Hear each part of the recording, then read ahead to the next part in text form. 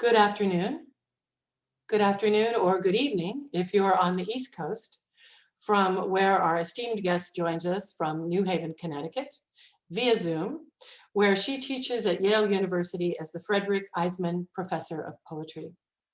My name is Patsy Hicks, Director of Education at the Santa Barbara Museum of Art, and it's my pleasure on behalf of the museum to welcome acclaimed author Claudia Rankine for this conversation on the path to understanding. Claudia Rankine moves fluidly among poetry, essay, cultural criticism, and visual images. She's the author of 5 collections of poetry, 2 plays, and is the editor of several anthologies, including The Racial Imaginary, Writers on Race in the Life of the Mind. Among her numerous awards and honors, Rankine is the recipient of the Poets and Writers Jackson Poetry Prize and fellowships from the MacArthur Foundation, Lannan Foundation, and the National Endowment for the Arts. Her best-selling and perhaps most familiar book, Citizen, An American Lyric, has been called a defining text for our time. It was the winner of the National Book Critics Circle Award for Poetry, the NAACP Image Award, the PEN Open Book Award, and the LA Times Book Award for Poetry, and was selected as an NPR Best Book of 2014. In all of her work, whether writing about intimacy or alienation, Rankine's voice is one of unrelenting candor. She manages to make space for both meditation and vigorous debate upon some of the most relevant and troubling issues of the 20th and 21st centuries. In poems and essays that do the work of art of the highest order, teaching, chastening, changing, astounding, and humanizing the reader. Our hour together will focus around the screening of 4 selections from Situations, a series of 11 4 to 7 or 8 minute videos collaboratively co-produced with documentary filmmaker John Lucas. In this series, Rankine and Lucas admit us into the liminal in-between spaces where we might travel toward trust and offer us a look at the disturbing ordinariness of what we have come to accept. Their work and our time together today is an invitation to participate in an experiment in directness. We invite and encourage your questions throughout the hour, but ask that you type them using the Q&A function at the bottom of your screen. We will select as many as time permits in the final quarter of our conversation. And now please join me in welcoming Claudia Rankine.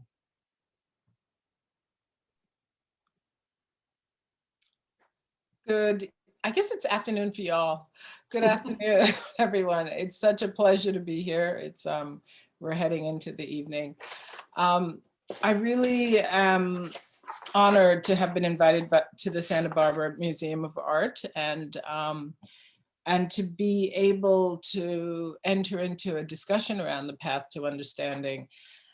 And I was really pleased that the opportunity to show the situation videos were given to John and me, because for me, the situation videos are an opportunity to actually look at what we see. What does it mean to slow down time, enter into the moment, enter into the situation, and actually begin to look at it. And we see it, but what does it mean to apprehend it, to take it in, to look at it? And Homi Bhabha, the theorist and Harvard professor, he recently gave a paper in which he talked about how the risk to life, so the traumatic moments in life, the risk to life, really offer a risk to living. That leads to a kind of continual trauma that one carries with you. And so these pieces are an attempt to really look at what happens when the risk to life becomes the risk to living. And so we're going to show 4 of these videos and then hopefully have a discussion. Thank you for setting that up, Claudia. And Claudia and I are going to disappear from the screen. And Elena Hancock, who's behind the scene here, will screen the videos, and then we'll do questions after. So thank you.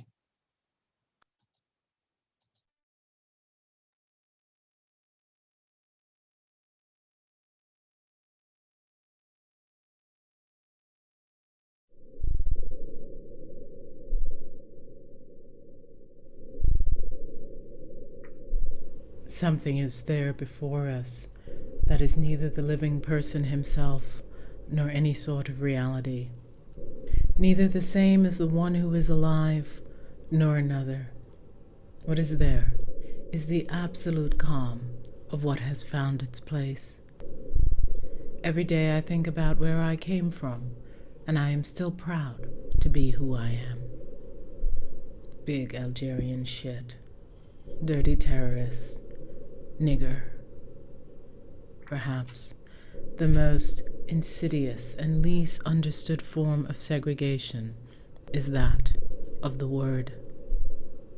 The Algerian men, for their part, are a target of criticism for their European comrades, a rise directly to the level of tragedy. Notice, too, illustrations of this kind of racial prejudice can be multiplied indefinitely. Clearly, the Algerians, who in view of the intensity of the repression and the frenzied character of the oppression, thought they could answer the blows received without any serious problem of conscience. And there is no black who has not felt briefly or for long periods with anguish sharp or dull in varying degrees and to varying effect, simple, naked, and unanswerable hatred, who has not wanted to smash any white face he may encounter in a day, to violate, out of motives of the cruelest vengeance, to break the bodies of all white people as low as the dust into which he himself has been and is being trampled. No black who has not had to make his own precarious adjustment. Yet the adjustment must be made. Rather, it must be attempted. Do you think 2 minutes from the end of the World Cup final, 2 minutes from the end of my career, I wanted to do that? Each decision gave rise to the same hesitation, produced the same despair. No one is free. For all that he is, people will say he remains for us an Arab. You can't get away from nature. Big Algerian shit, dirty terrorists. Let him do his spite. My services which I have done shall out-tongue his complaints. When such things happen, he must grit his teeth, walk away a few steps, elude the passer-by who draws attention to him, who gives other passers-by the desire either to follow the example or to come to his defense. Big Algerian shit, dirty terrorists, nigger, that man who is forced each day to snatch his manhood, his identity, out of the fire of human cruelty that rages to destroy it, knows something about himself and human life that no school on earth, and indeed no church, can teach. He achieves his own authority, and that is unshakable. This is because in order to save his life, he is forced to look beneath appearances, to take nothing for granted, to hear the meaning behind the words. We hear, then we remember. The state of emergency is also always a state of emergence. But at this moment, from whence came the spirit, I don't know. I resolved to fight, and suiting my action to the resolution, what we have here is not the bringing to light of a character known and frequented 1,000 times in the imagination or in stories. It is the white man who creates the black man, but it is the black man who creates. This thing was there. We grasp it in the living motion. What he said touched the deepest part of me. The rebuttal assumes an original form. This endless struggle to achieve and reveal and confirm a human identity, human authority, contains, for all its horror, something very beautiful.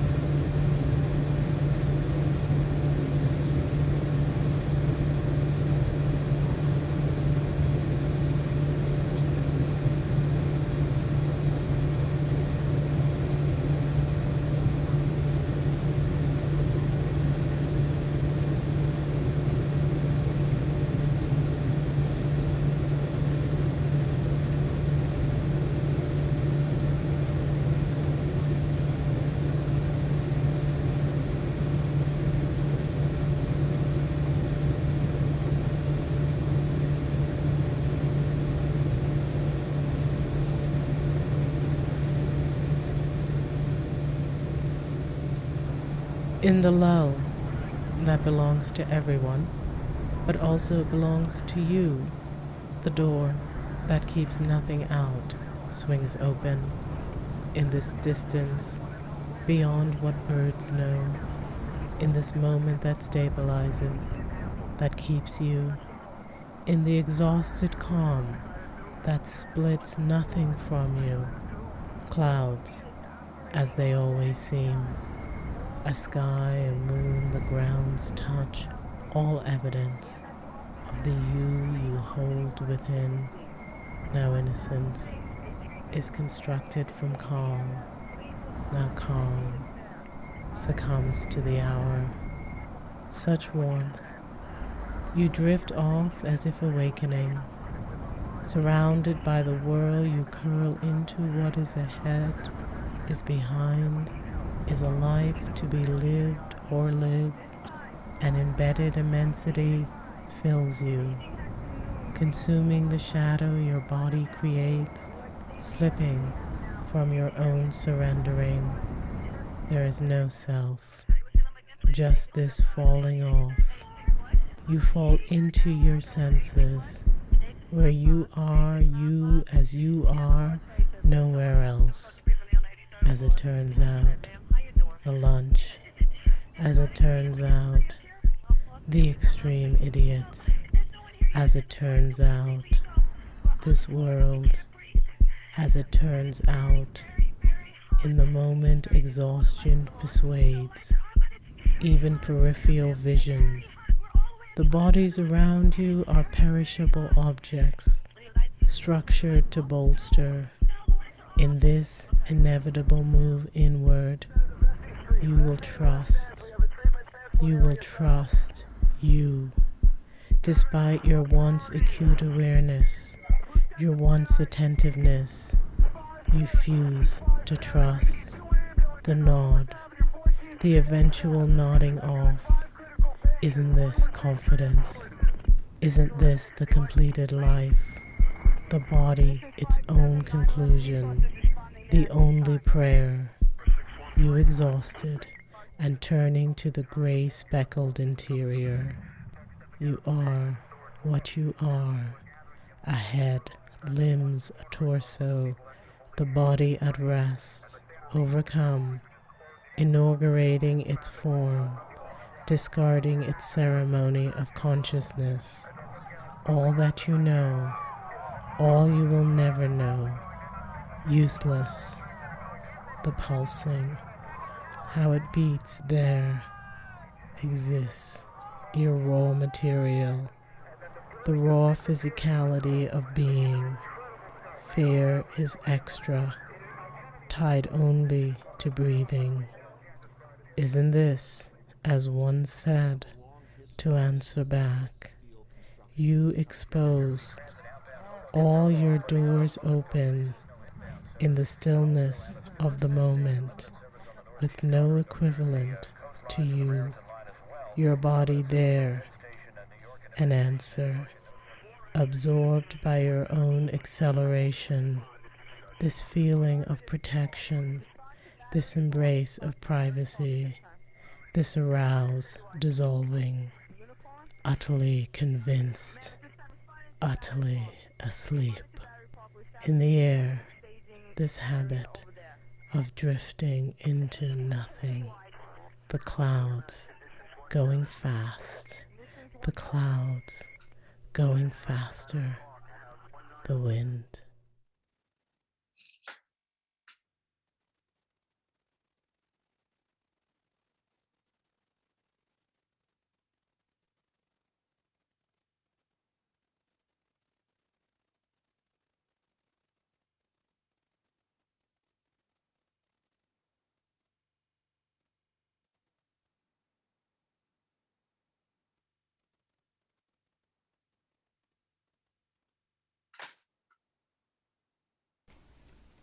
On the train, the woman standing makes you understand there are no seats available. And in fact, there is one. Is the woman getting off at the next stop? No. She would rather stand all the way to Union Station. The space next to the man is a pause in a conversation you are suddenly rushing to fill. You step quickly over the woman's fear, a fear she shares. You let her have it. The man doesn't acknowledge you as you sit down because the man knows more about the unoccupied seat than you do. For him, you imagine it is more like breath than wonder. He has had to think about it so much, he wouldn't call it thought.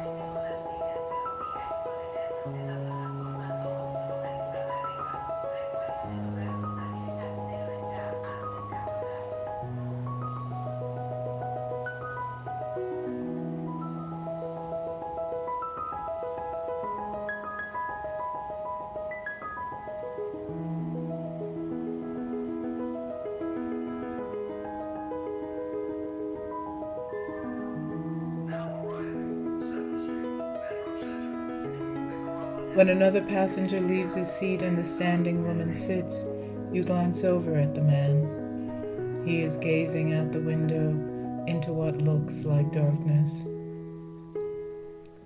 You sit next to the man on the train, bus, in the plane, waiting room, anywhere he would be forsaken. You put your body there in proximity to, adjacent to, alongside, within. You don't speak unless you are spoken to, and your body speaks to the space you fill, and you keep trying to fill it, except the space belongs to the body of the man next to you, not to you.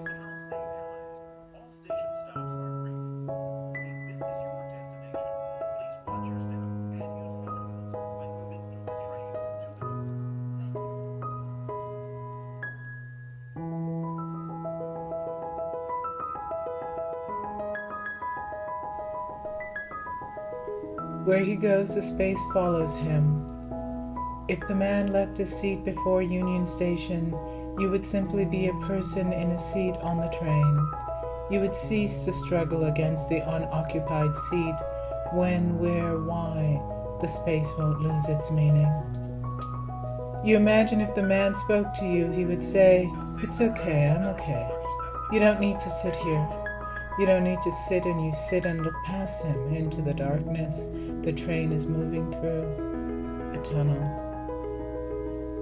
All the while the darkness allows you to look at him. Does he feel you looking at him? You suspect so.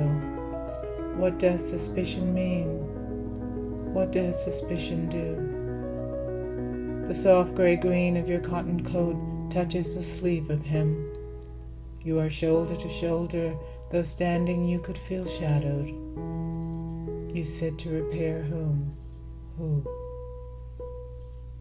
You erase that thought. And it might be too late for that. It might forever be too late or too early. The train moves too fast for your eyes to adjust to anything beyond the man, the window, the tiled tunnel, its slit darkness.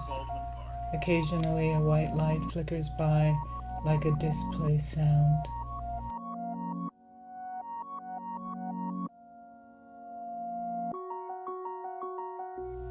From across the aisle tracks room harbor world, a woman asks a man in the rows ahead if he would mind switching seats. She wishes to sit with her daughter or son. You hear but you don't hear, you can't see.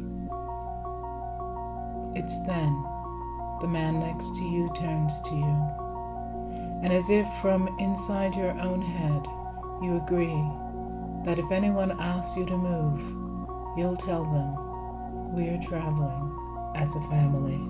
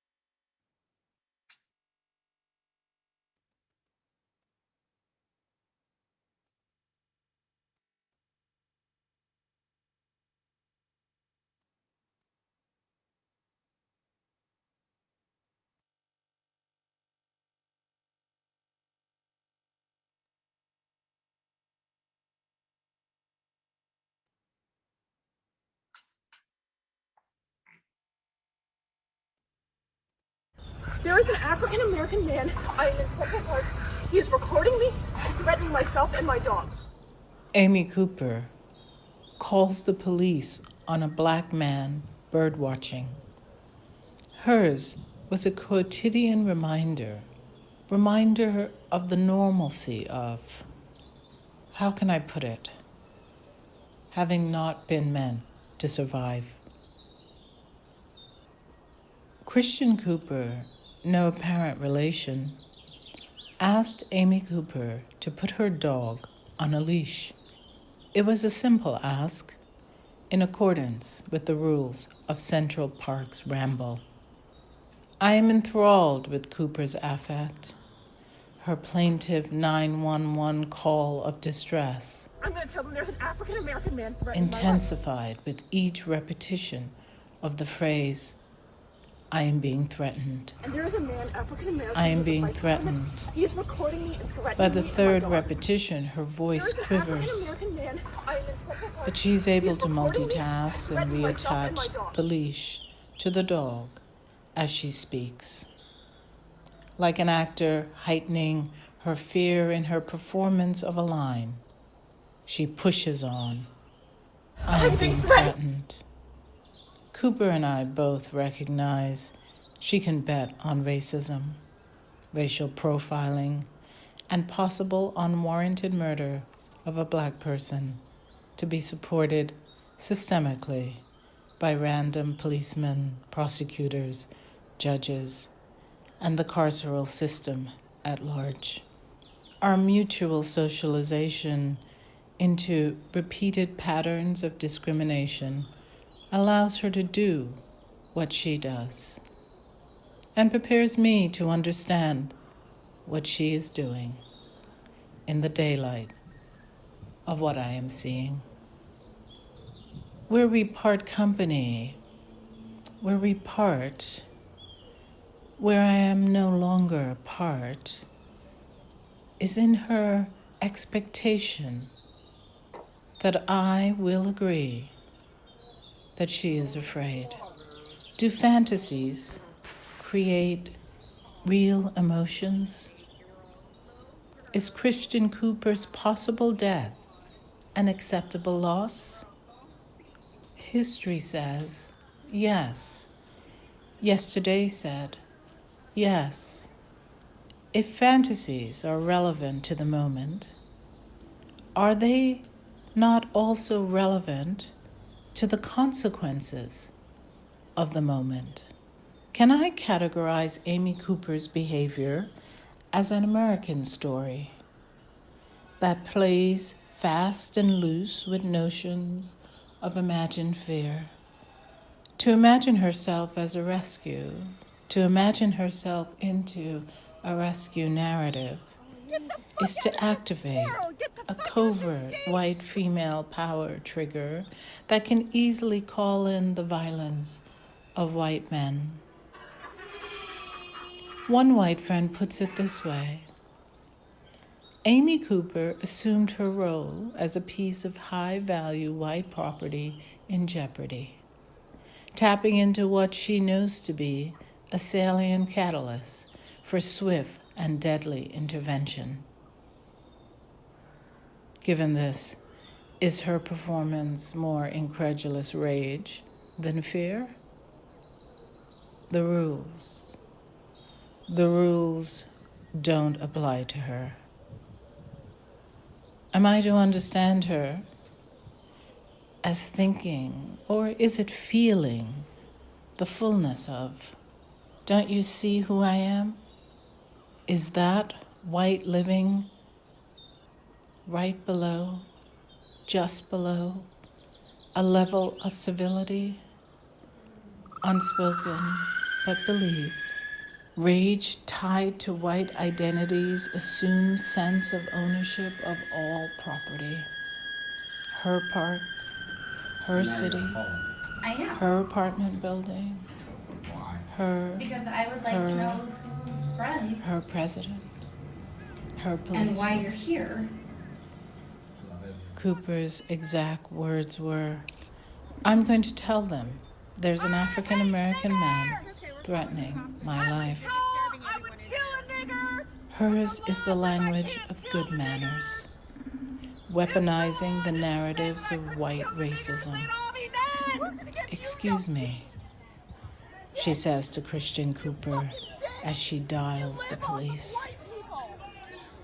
There are so many Amy Coopers, women like Lucy Foreman Hartley, the white woman who served as justification for the Tulsa massacre, the white woman behind the Rosewood massacre, the two white women behind the imprisonment of the Scottsboro boys, Carolyn Bryant Dunnan, who finally admitted to lying, but whose admittance could not bring back to life Emmett Till.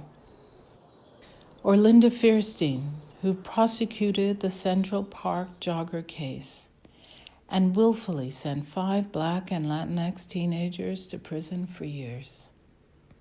For years, on false and suppressed evidence. Do I need to go on? The various modes of behavior that white women weaponize in service of Black death are there to be metabolized. It's an old script, supported by this one.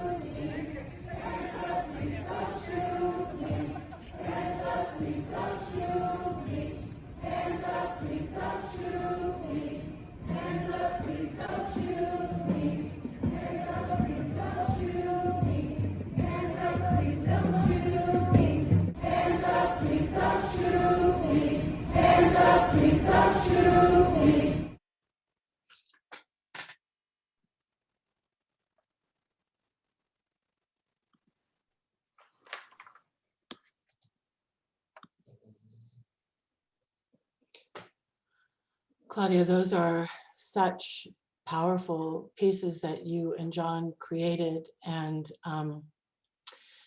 as I think I said to you earlier, I find them so visceral. We're in the middle of the event, and it's a bodily reaction. It's not just something that's in your mind. And I wonder if you might talk a little bit about that idea of the body in these. And also, you talk about the idea of using conversation or inquiry as a way, and I'm trying to see if I can, you say, how far away can I get from confrontation by using the language of inquiry? And these things are so, it seems to me, carefully created to allow us to be open and not to close off, so that that conversation can keep going. So maybe talk a little bit about that, the experience of the body, and also the idea of using a question to make us feel, okay, we're going to enter into this and talk. Well, I'm going to take a little bit of issue with the idea of make you feel. The intent is not to make anyone, maybe to make a thing, but not to make anyone feel. But because, I don't think that as an artist, I can take the responsibility or the power of someone else's ability to feel or not to feel. But what I can do, and what John and I tried to do with these videos, was to step back in the moment, as I said earlier, slow them down, so that if you have the human capacity to feel and understand the circumstances, and in most of these videos, not isolated to the moment that is captured, as a kind of traumatic replay in American society, then the impact does cause feeling. But I think that one has to be open to that. And why there are lines of inquiry for me is that the only way I personally enter into this work is through a series of questions. Or else I don't think I would make work, or I would go on in a way, because we're talking about real people's lives and real bodies. It's everything from a sports moment to 9/11, the devastation of 9/11, to the repeated racial profiling that happens on all kinds of levels for Black people in public and private, and also, specifically with the Amy Cooper and how that butterflies out into a long history. And it's really us saying, let's just walk in here again and see what this looks like, what it connects to, what the larger issues are, and then, you know, and then do as you will. And for some people, that as you will is to make different allegations and shut the door. And for other people, it is the beginning of a conversation. And when you started making these situations, it's related to, but different from the writing that you've done. What made you start doing this, and what made you think that the visual mixed with the word? Because I feel like there are issues raised by text. For example, the use of the word suspicion, and I think it's number 2 that we just saw. And then there's also sound. It's a multi-sensory thing, but language is still part of it, but it's delivered in a different way. Do you want to talk a little bit about how this came to be, this form? Well, it's true. I mean, I could just put the written things in books and call it a day. But with these pieces specifically, and many of the other videos that we're not showing, the language is appropriated language. A lot for example, Zidane, I wrote nothing in that piece. All of that is appropriated text going across time from Shakespeare to Douglas, to Fanon, to Zidane himself. And so I wanted to build out the world in that way. And the language becomes part of the visual moment in a way. It's part of what you're seeing. You're hearing it, but you're also hopefully seeing it for the first time in terms of what it connects to in the visual world. Actual actions, actual bodies in motion, actual moments of violence. Suspicion was in the third one, in Making Room, which was a piece solicited by the Hammer Museum for their public fiction series. And as you're right to say that the word suspicion moves from a sort of oral moment into a visual moment. And so the materiality of the language itself becomes part of the landscape. It is part of what has to be negotiated. And even as we move through it. So that's one of the reasons why certain pieces make it into the situation videos and certain pieces don't. Whether or not they can turn their line of inquiry into a visual atmosphere in a way. And that word, I think, is the way I experienced it, as an atmosphere. I think that resonates with me. I have many more questions, but I see there are some questions from others. So I'm going to open the Q&A and see what that question is for you. Says not a question, but the statement, traveling as a family, gets right to the heart and soul of it. Thank you.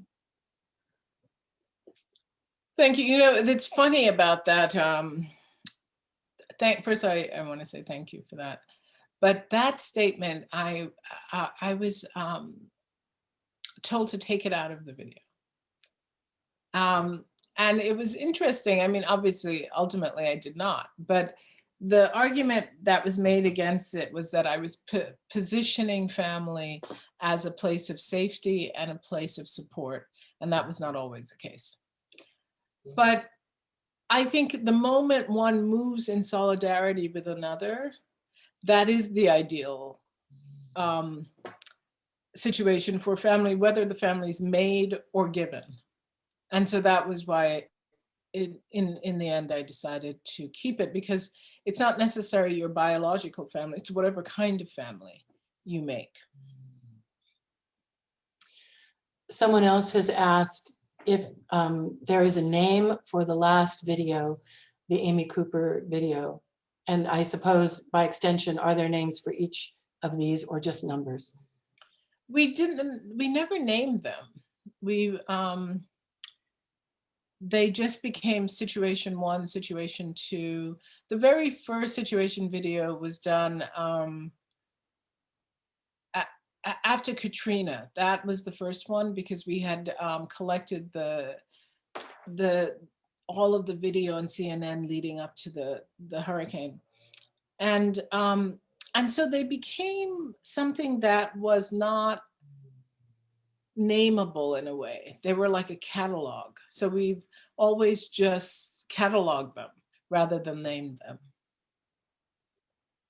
Because they're pieces, many of them are elegies in some ways. I mean, the airplane piece, the sound behind it was all of the calls they received from the Twin Towers before people died. And you're hearing, you know, the woman saying, it's hot, it's very hot in here. You're hearing them talk about calling ambulances, and so the pieces took on for me the ability to be a site of mourning, a site of, a elegiac site. Many of them. And even the Amy Cooper one. I mean, in terms of what she was calling for, you know, Amy Cooper and Christian Cooper in the 24-hour, that was, you know, that happened in Central Park. And then like 24 hours later, George Floyd was killed by Chauvin, who you see in the video. And so it was as if we didn't have to imagine what could have happened if police had come into the park and believed what Amy Cooper was claiming, even as we could see it was untrue. And so, you know, that could have been the end of his life. And then within the next 24 hours, we see a situation where the police extinguish George Floyd. So, so for each of these, there is a kind of elegiac framework, but no titles. And the same person had a follow-up question. She is saying that she'd love to use these in her teaching, and she's wondering about how it works to appropriate images from the news, or how that works for you in terms of permissions, and or if it's in the public domain. Many of the things some of them are, I should say, some of them are in the public domain. Some we had to pay for. All we attempted to get, so that, because they also are in Citizen, some of them. So, you know, what we usually do is we'll write to the person who has the original video. We just purchased actually video from January 6th. So we bought it and we're holding it until we use it. So sometimes something will happen. We won't know exactly what we're going to do with the video, but we'll buy it and we'll put it aside. Other times we'll make it and then we'll get the permissions after. If you can show, sometimes people don't write us back when we try and get the permissions, but if you can show that you did due diligence in terms of trying to get the permissions, then legally, according to our lawyer, you can use it. Thanks for that. And then Adam asks, I've long been interested in your work, and I've been teaching Citizen almost since it came out. With the white card and Just Us, it seems like your work is pivoting away from studying Black affect to the construction of whiteness. Do you think your situation videos are moving in this direction as well? Or do you think I'm mischaracterizing these works? Thank you. Well, I think they're two sides of the same coin, actually. I think I've always been interested in systemic racism and how that functions. And there is no systemic racism without white supremacy. That the two things are married. And so I think for a long time, I looked at it from one position, and now I'm looking at it from another position, but it's the same dynamic. It's just a question of what perspective you take on it, but we're talking about the same things. And then another question, actually from this earlier questioner, you alluded to George Floyd's death that came within 24 hours, but you did not use his image. Was that a deliberate choice? Yes. I think, you know, earlier on with the situation videos, we did use some of the videos that circulated around depicting the killing of Black people. And then, you know, society had a very vibrant discussion about what it means to re-traumatize people by showing these deaths over and over and over and over again. And I you know, I think we both took that to heart. And so if we can get at the heart of the thing we're looking at, the violence, without having to depict Black people being killed. So, because it not only causes trauma, it desensitizes people to the value of lives.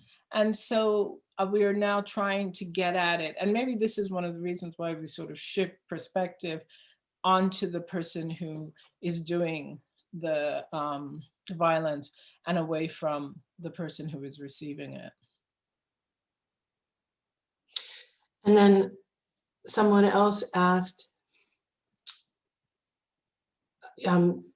they say they've read and that you described yourself as an associative thinker. And how does that play into both your writing and these situations? Well, you know, I try and move around the moment back and forth, so that if somebody does a thing like Amy Cooper, where has that thing happened before? What has been the consequences of that thing before?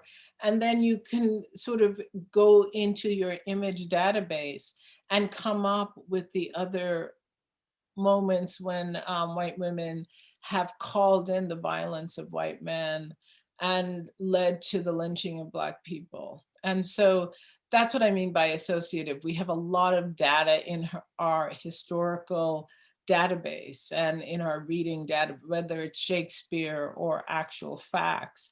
And so I like to, when I'm working, allow the piece to bring all of those things to the fore, so that we're not in the singular moment, but we understand how it is both in the culture and in the history, in the sociology, in the psychology, all at once.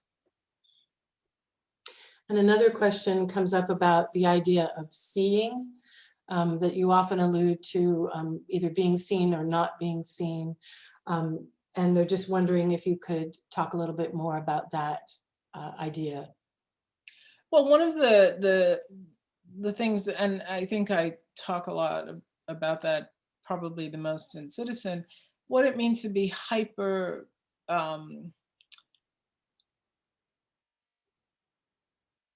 present, like spectacle, but also invisible.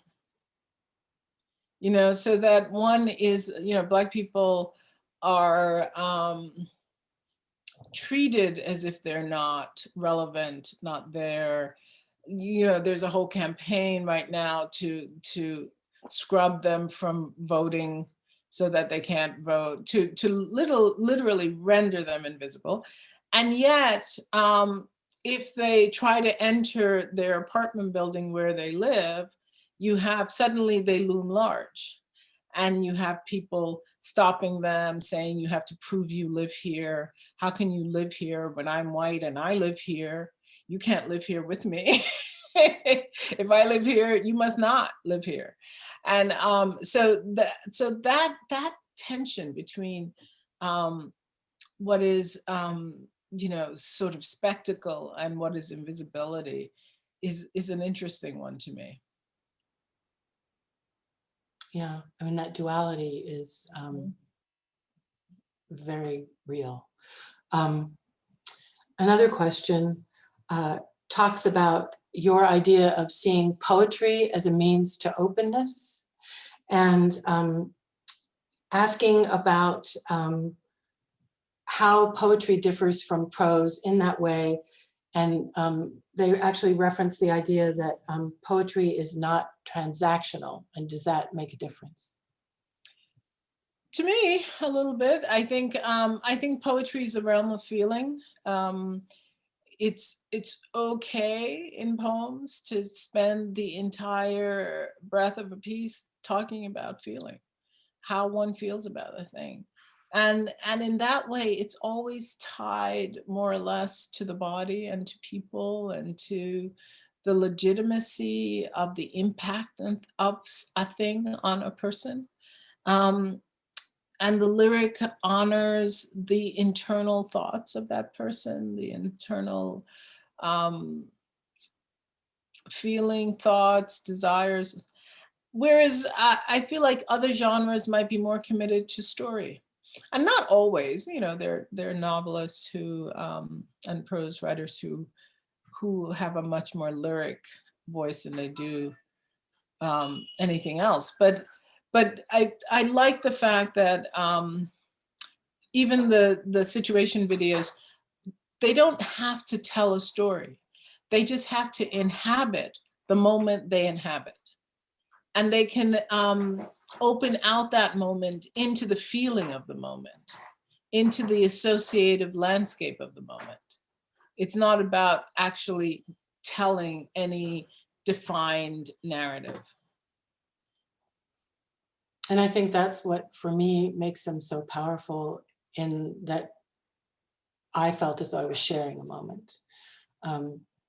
You also at one point in an interview said, everyone is a secret poet. What do you mean by that? Well, I think we all have language that is not transactional.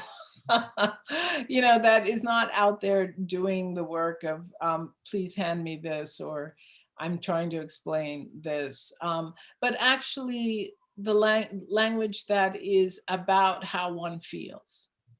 And some of us write it down. Some of us have spent time studying how to use that language. And some of us, you know, when you ask people, do you write poetry? So many people have said to me, not really, but yes. You know, and this has happened to me a number of times, where people will read me poems that, you know, they never intend to publish. They never intend to leave their day job. But the writings that they do are very meaningful to them in terms of what they communicate. Yeah. And hold, I want to say, and what they hold.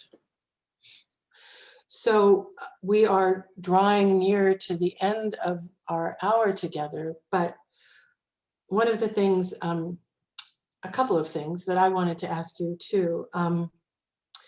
You say at one point that a state of emergency often is a state of emergence. And thinking about the times we're in now, I listened to an interview with, I believe it was an ethics professor that you had, in which she asked you the question about our national need to grieve for all the things we've lost, and how are we really doing, and how right now in this moment do we show up for each other. I'm wondering if you have some thoughts about that, this emergent moment. That's a quote from Homi Bhabha, and it's one that I've always found especially moving and provocative. I do think that we are in a state of emergency, and have been for, you know, held hostage by overt white supremacist alliances in our government. but it has also been a moment where people have come and to the fore. I mean, what happened in Georgia the first time that it was able to vote Democratic in a long time. And we're seeing every day how important it was that those two senators were able to enter the Senate as Democrats. So I think that ability for moments of extreme on one side, calling people to come, even the protests in many ways. I mean, you know, Black Lives Matter is an incredible movement that has had global impact. And that came out of periods of mourning and periods of emergency. So those are that's why I'm committed to that quote. In terms of the times, it's really a stunning time where even if we haven't had personal loss, we know the numbers, and the numbers connect with families, with actual people. So you know that all over this country, people have lost so many family members. And it was really great to have a president, you know, President Biden come into office, and his first gesture was to recognize that and to say, you know, goddamn, this is unbearable. And so, and it's, you know, and it's also so sad. I saw a video, I think yesterday or this morning, of a group of white parents encouraging their children to burn masks in a burning container. They were telling them to throw the masks, the face masks in there. And you just wonder, what is so scary about showing up for each other, keeping each other safe? Why is that an affront to these people? You know, and if you to go back where we started, it really for me has to be a line of inquiry, because I do not understand why the idea of caring for those around you is a personal affront. I don't have the language, I don't have the emotional bandwidth to know what that is.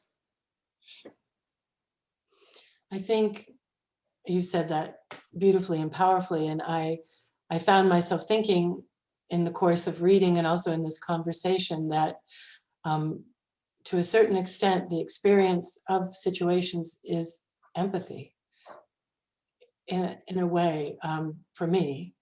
And what you're describing in terms of inquiry, and I think in other conversations about conversation, the idea of listening and accepting where that person is and not necessarily expecting a conclusion,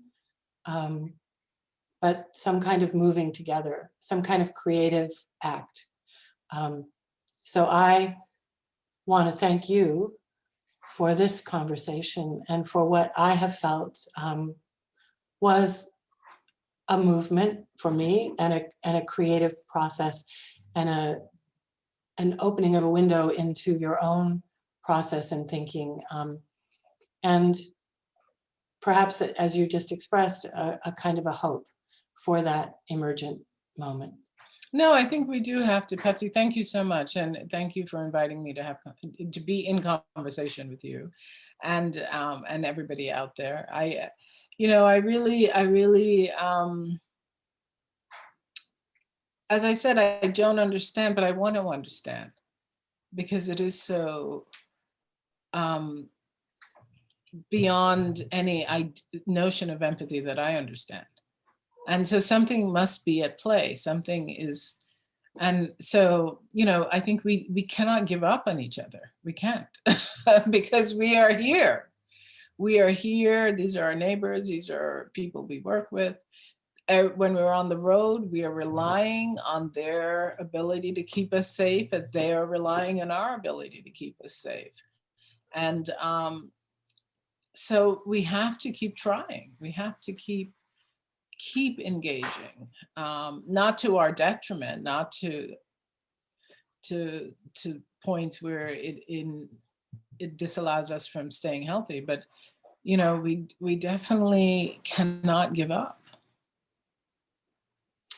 But thank you. Thank you. And I think that's a good place to stop, that we will not give up. And we look forward to seeing your next work in process, both in terms of situations, but in terms of your writing. And I hope that we can have a conversation again in the future. And I thank all of you who joined us this afternoon and this evening. And I think I hear rustling in the background, which might mean that someone is fixing dinner back there for you. And yes, I do. I know John is back and he's making dinner, so I'm gonna run. Thank you. Thank you so much. And thank you to all of you for joining us. Okay, bye-bye. Goodbye.